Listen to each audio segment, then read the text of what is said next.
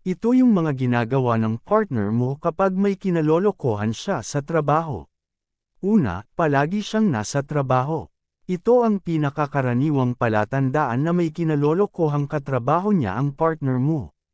Oo, at nakakatuwang isipin na nagtatrabaho ang partner mo upang kumita, ngunit kung wala na sa lugar ang pagtatrabaho niya, na halos hindi na siya makauwi sa inyo, makauwi man nagmamadaling makabalik kaagad sa trabaho niya.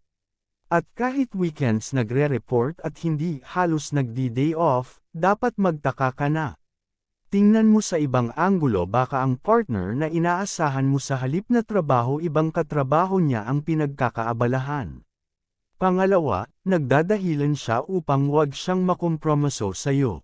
Kung ang partner mo ginagawa ang lahat kesyo mag-imbento ng dahilan, wag ka lang makasama.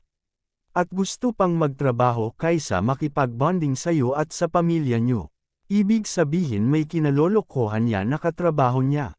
Kung palagi na lang ang trabaho niya ang kanyang idinadahilan kaya hindi ka masamahan, kaya magsuspecha ka na. Pangatlo, iba ang ikinikilos niya sa tuwing magtatanong ka tungkol sa mga katrabaho niya. Kung ang partner mo kakaiba ang ikinikilos o kaya umiiwas siya sa mga tanong mo kapag tungkol na sa trabaho niya ang pinag-uusapan. Lalo na kung tungkol sa mga babaeng katrabaho niya, parang nakakapagduda na ayaw niyang pag-usapan yun. Pang-apat, nagdadalawang isip siyang isama ka sa handaan ng pinagtatrabahuan niya. Kadalasan karaniwan na sa mga kumpanya na nagkakaroon talaga ng pagtitipon o party. At imposibleng hindi pupunta ang partner mo sa ganun, lalo pa at masyado siyang workaholic na halos wala na siyang time para sa'yo dahil puro na lang siya trabaho. Kung may event sa kumpanya nila at ayaw kang isama dahil gusto niya siya lang ang pupunta sa halip na kayong dalawa. Pagdudahan mo ang intensyon niya, baka takot lang siyang mabisto sa ginagawa niyang pagloloko.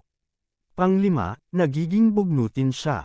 Kung ang partner mo madaling magalit at bigla niya na lang nakikita ang mga maling nagawa mo at pinipintasan ka pa.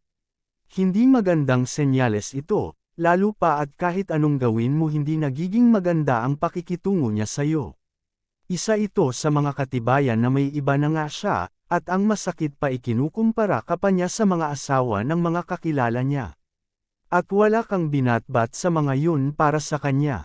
Pang-anim, palagi siyang nagtatravel. May mga tao talagang nagpupunta sa ibang lugar dahil may katransaksyon sa trabaho, subalit kung ang partner mo palaging umaalis at ayon sa kanya dahil yun sa trabaho, dapat maging mapagmatsyag ka sa kanya, lalo na at sa tuwing aalis siya itinataon niya ng weekend, baka iba ang tinatrabaho niya.